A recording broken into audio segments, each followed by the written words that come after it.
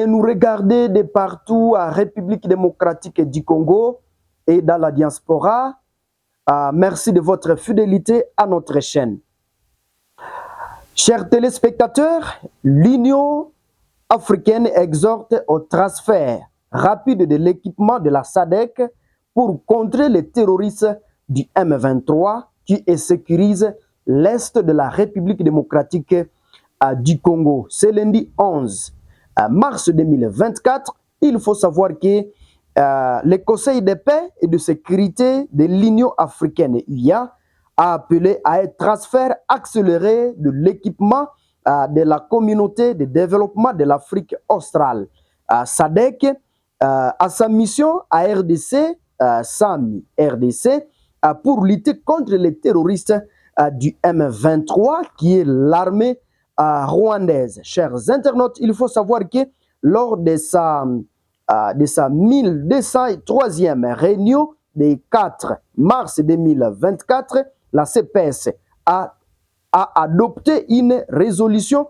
soulignant l'urgence de soutenir la SAMI RDC dans sa mission de stabilisation de l'Est de la République démocratique du Congo. À croire, le CPS, le transfert rapide de l'équipement de la SADC stocké à Douala, au Cameroun, va augmenter l'efficacité des éléments sur terrain dans la lutte contre le M23 et l'armée rwandaise sur le sol du Congo.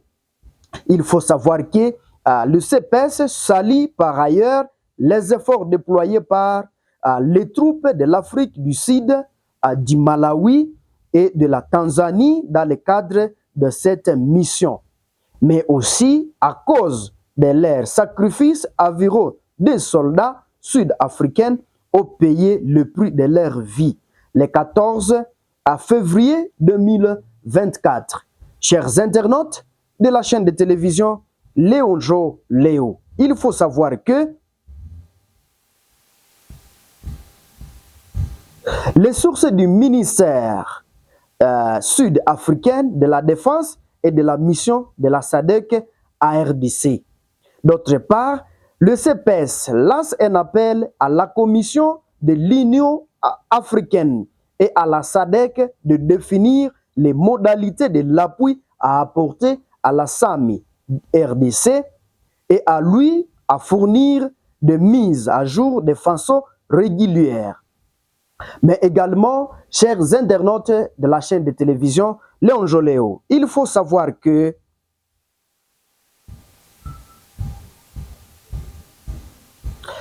dans la même logique, le CPS demande à la Commission de l'Union africaine de tenir informé les conseils de sécurité de l'ONU de la mission de la SAMI RDC à vue d'obtenir son soutien financier et matériel.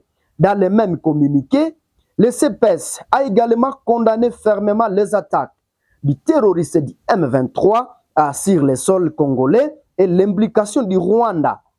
Exiger le retrait immédiat du M23 des zones occupées, appeler à la cessation des hostilités et à la reprise du dialogue et réaffirmer son soutien au processus de Nairobi.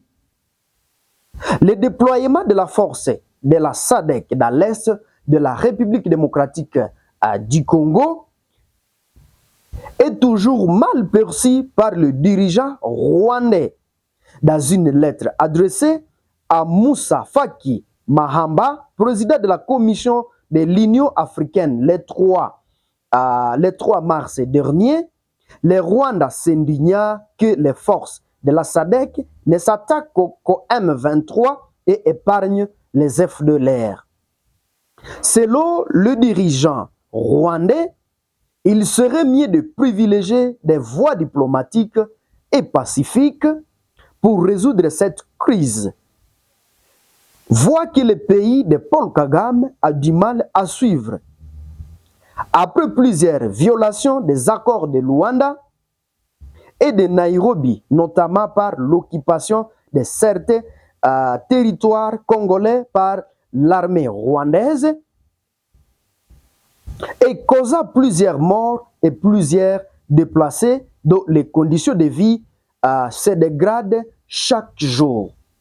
Et il faut savoir que le déplacé, les civils se déplacent dans plusieurs milliers qui sont supposés sécurisés, notamment après les 4 jours de combat et dans la chefferie de Bwito. Il faut savoir que le civil se déplace dans les territoires de Nyiragongo, également dans les territoires de Lubero, à Kanyabayonga et d'autres à Lubero Centre et d'autres arrivent même à ville de Butembo.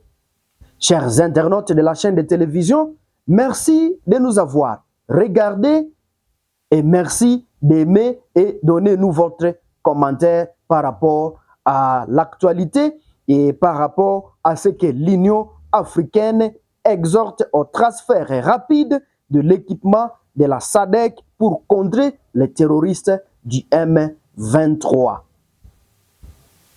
Je suis Mwana Mpenzi Manzekele à la présentation. Au revoir.